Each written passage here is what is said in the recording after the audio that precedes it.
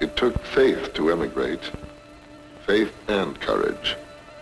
But here at Ellis Island, where the immigrant was suspended between two worlds, faith and courage sometimes faltered. So they came to this chapel to worship while they waited to hear what their fate would be. They came to pray for strength to face whatever might be in store for them. Like everything else at Ellis, the chapel was open to all, without distinction. Mohammedan and Jew, Catholic and Protestant. Those who had left home in search of religious freedom found it first here, on Ellis Island. Whatever God you worshipped, in whatever way, you were welcome here to ask his help in the uncertain time ahead.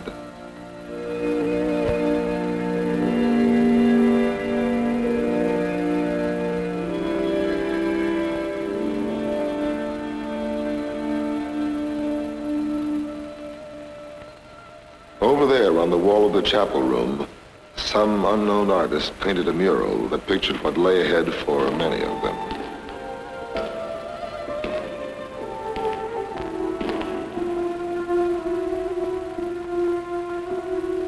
The painting gave them a foretaste of the immigrants' role in America, what had happened to others and what might happen with them. Some would venture deep inland to the far west, and out of immigrants would come pioneers. Thousands of them would settle the American land and work it and make it flourish. They brought brawn and muscle with them, that and the willingness to use them. Every working man, one of them wrote home, whether he has learned a trade or is only able to use the axe, the pick, or the spade, can make his daily bread in America. And that was how millions did make their bread, and they built America doing it.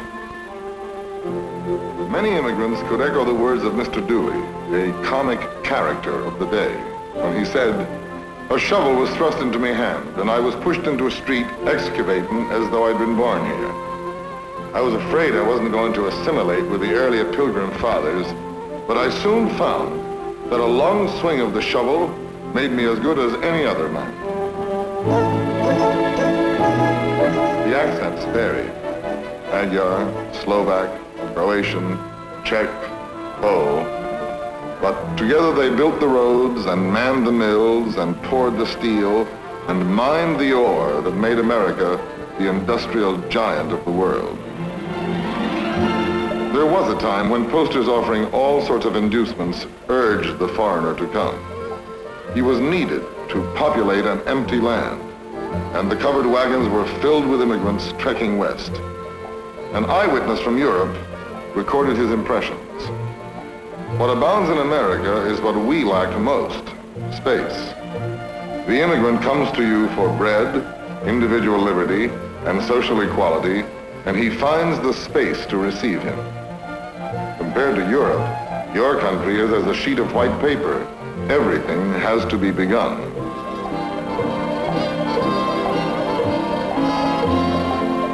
Railroads offered cheap land as an enticement to immigrant labor, and Stoyan Christou, the Macedonian, found his way from Ellis Island to a railway construction gang.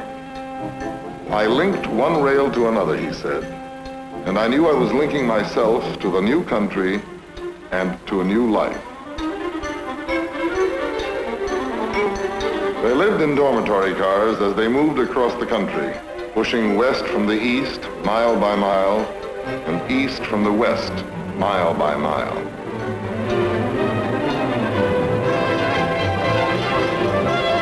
They were Swedes and Germans and Poles and Irish, and Stoyan Christou marveled at the mixture.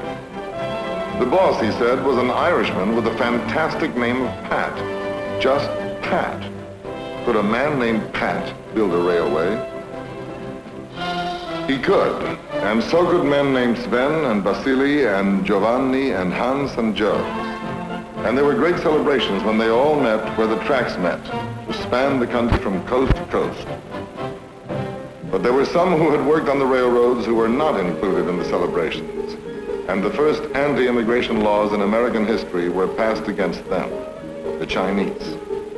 They were cheap labor and were feared as a yellow peril to the American standard of living. No Ellis Island ever welcomed them. treacherous, almond-eyed sons of Confucius, they were called. And they were beaten and boycotted and lynched in some of the worst outbreaks of racial prejudice America had ever seen. The Chinese weren't the only ones. You didn't have to have a different skin color or slanted eyes to be despised and abused. It helped, but it wasn't essential. As thousands who passed through Ellis Island found out, you could also be ridiculed and ostracized if you were born in the wrong part of Europe, or if you spoke with an accent, or if you went to the wrong church, or just for getting over here a little later than the man who was despising you. It became a pattern. As soon as one immigrant group was safely settled and Americanized, it often turned around and sniffed at later arrivals and told them to go back where they came from. By some perversity of human nature, a nation of immigrants never entirely freed itself of distrusting the immigrants. There was always the question of the hyphen, Irish-American, German-American, and so on. Which side of the hyphen weighed more? The side that came across the ocean or the American side? An answer came in 1917 when the United States declared war on Germany. There were more immigrants and descendants of immigrants of German stock than of any other. And now German meant enemy. It was the great test of all hyphenated Americans.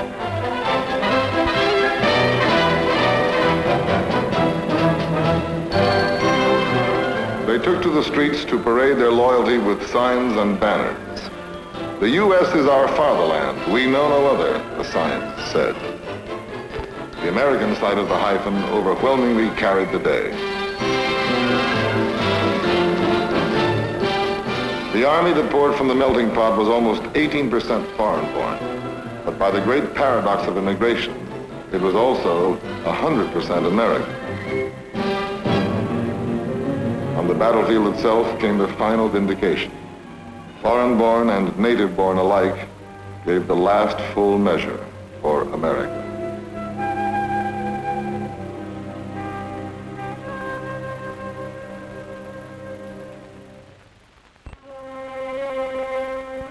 But with peace abroad came trouble at home. Unemployment, strikes, and lockouts. Industrial paralysis across the land. A simmering resentment gripped the millions of jobless, many of them veterans, and violence threatened. With Red Revolution sweeping Europe, the old distrust of the immigrant and alien seethed again in the United States. The national mood was ominous. Foreign was equated with radical. Arrests and reprisals reflected a spreading fear of the immigrant, who once again was regarded as a threat to the native working man and to the American way. Police raids were launched in 33 cities simultaneously by the U.S. Attorney General, and thousands of suspected Reds and assorted radicals were rounded up. Into the dragnet went many an innocent immigrant and alien as well. Fear of the foreigner became a national frenzy.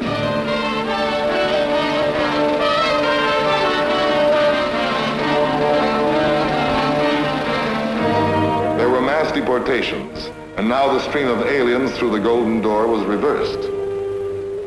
Undesirable alien became a national phrase. Ellis Island became an undesirable place. The deportations of the 1920s were a turning point in the immigration story. Fear of the alien agitator, concern that a renewed flood of immigrants would swamp the labor market, the growth of post-war isolationism. Together, they resulted in congressional curbs on all future immigration. Restrictions, limitations, quotas were in the making as the deportees were shipped out from Ellis Island.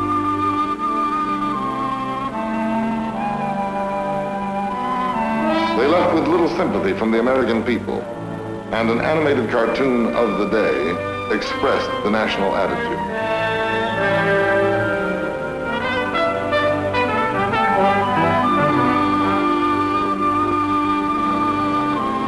The lady in the harbor never really lowered her torch, of course, but the sonnet on her base lost much of its meaning in the 1930s when fewer and fewer were welcomed by her lifted lamp. But what the statue stood for took on a deeper significance as the 30s ended and war came to Europe and to Asia. Liberty Enlightening the World was the statue's original title. But now in a darkening world, liberty was being menaced by the ultimate threat, extinction. At Pearl Harbor, Bataan, Corregidor, the menace erupted and showed its face, the brute face of aggression.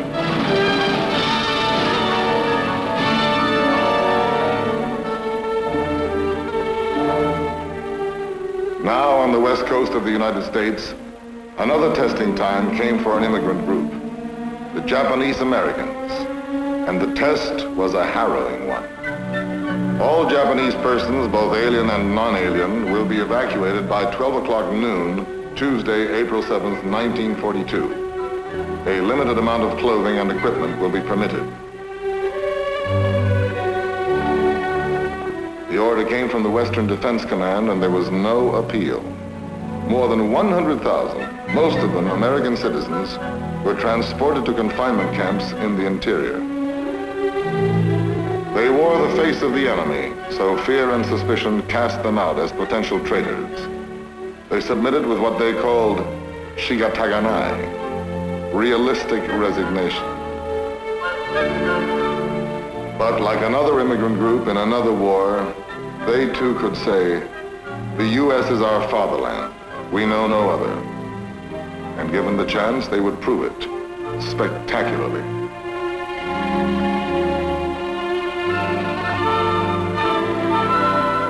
Americanism, said Franklin Roosevelt, is a matter of mind and heart.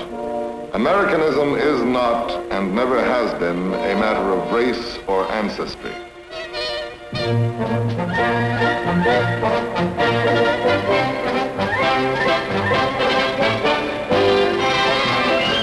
442nd Infantry Regiment, composed entirely of Japanese Americans, proved it spectacularly.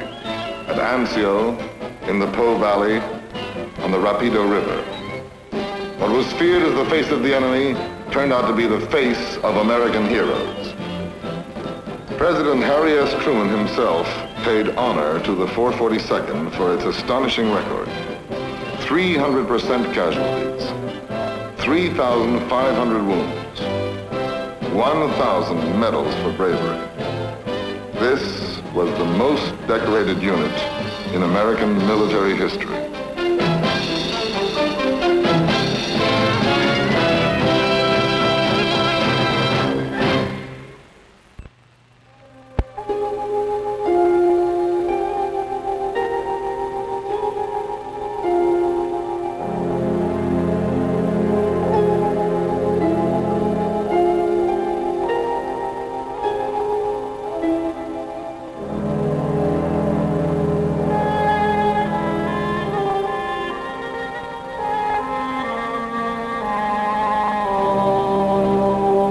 Changed Ellis Island as it changed so many other places. Bars went up on the windows.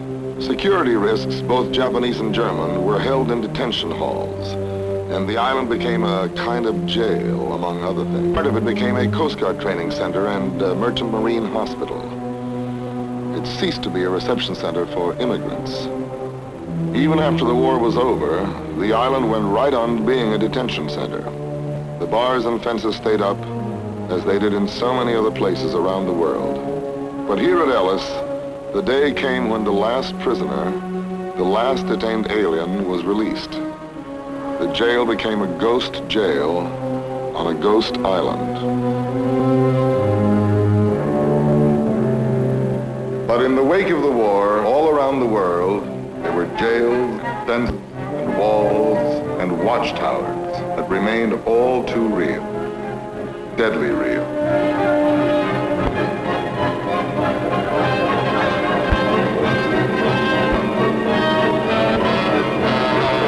AK fields through every available iron curtain, fleeing tyranny, seeking freedom at the risk of life itself.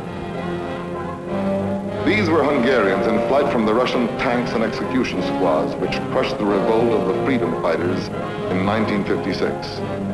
They were part of the post-war stream of refugees from 18 captive countries.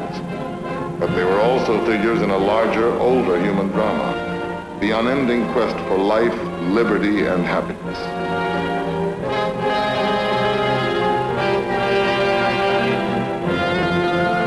For thousands of them, as for thousands before them, the last best hope of Earth was America.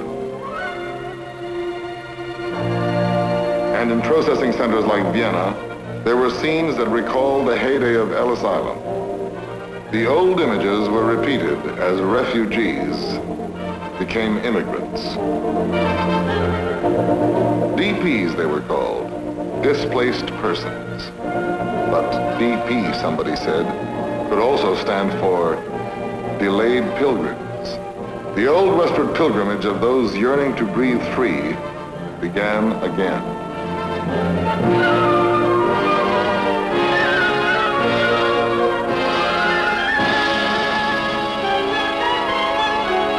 When they saw the statue, one of them said, "We thanked God we were here. It was so hard to believe after so much had happened." Oh, it was something.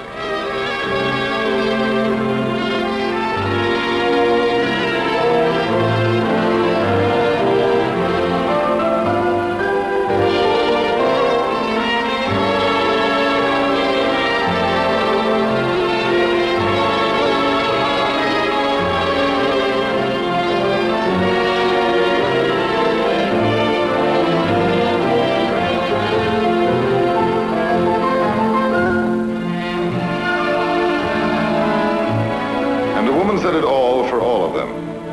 There are no words to tell you how happy we are to be here.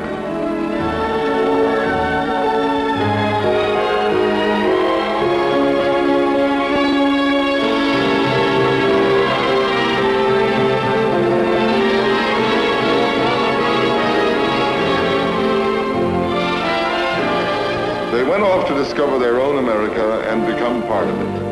They were already part of the continuing but changing story of immigration.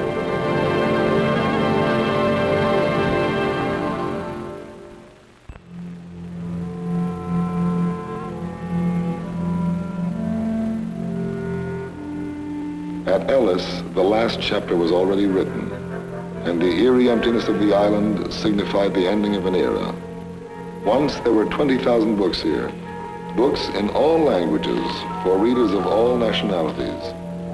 But not 20,000 volumes together could ever tell the full epic of Ellis Island.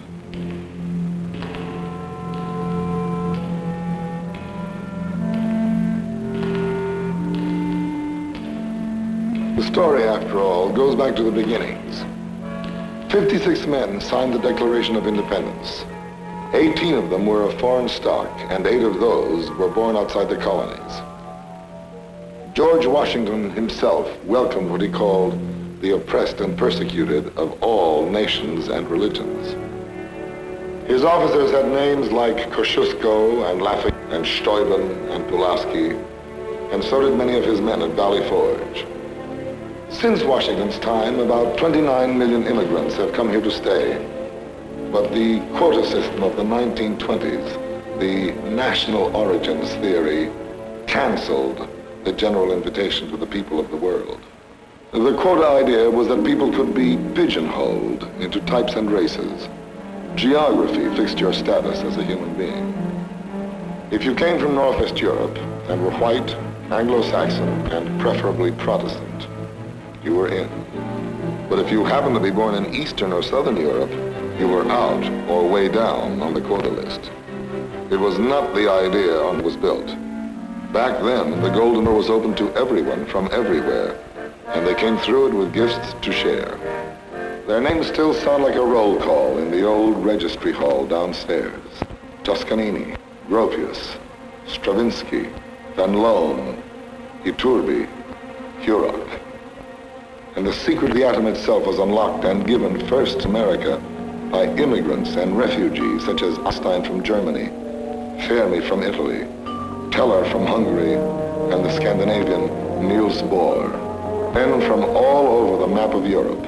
But the national origins law stayed on the books for 40 years. Stayed until Congress, led by the sons and grandsons of immigrants, corrected what President Johnson called a cruel and enduring wrong.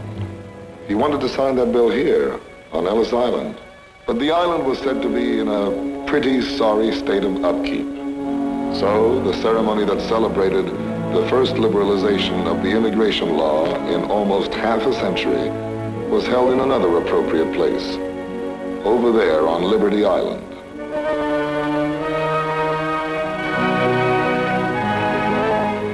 Lyndon Johnson spoke from the base of the statue October 3rd, 1965. His speech proclaiming the new immigration law was heard by such distinguished immigrants as General David Sarnoff, Edward Steichen, Spiro Skouras, Admiral Hyman Rickover.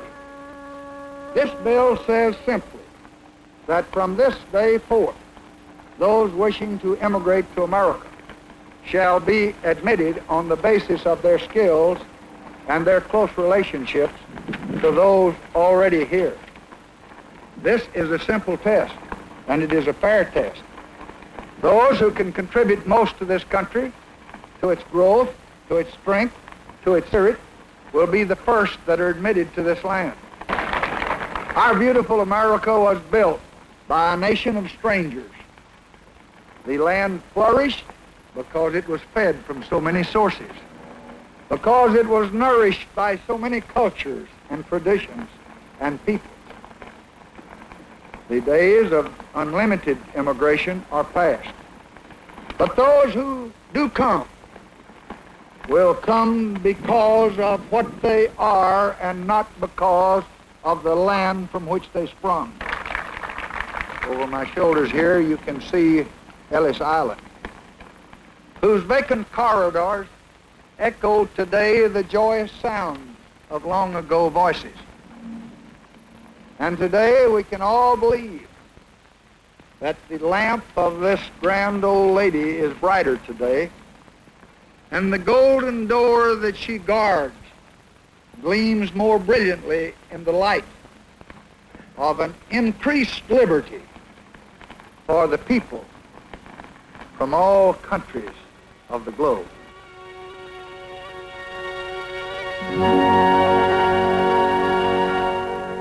They still come. Majestic ships slipping through the morning haze of the harbor still bring them in. But what was once a flood is now a trickle, and the days of steerage in coffin ships is long past. Now they often come tourist class in luxury liners, and passage through the Golden Door is smooth and serene. Sometimes the new arrivals ask, what's that place over there? The ships steam indifferently past. There's no longer any reason to stop for Ellis Island.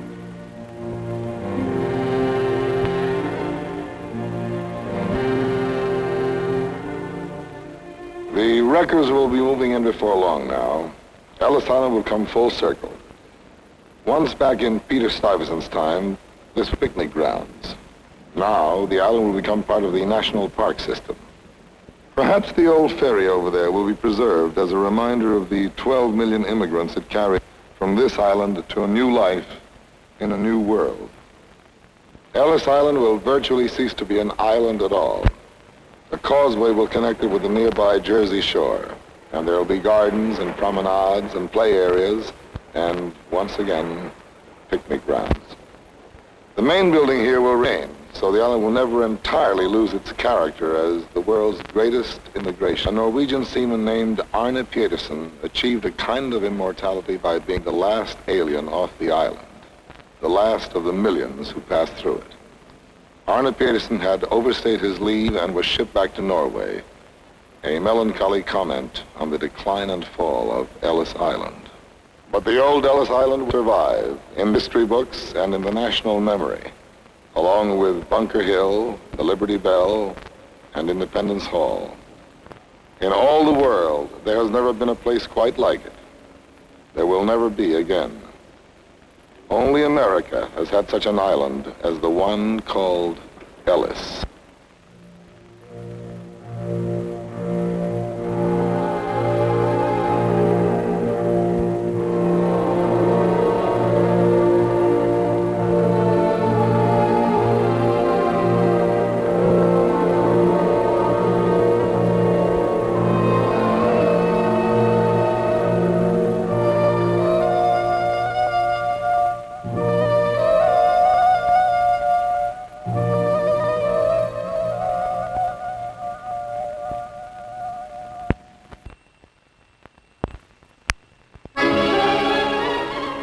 Project 20 extends special thanks to these individuals, agencies, and organizations who cooperated in the making of this program.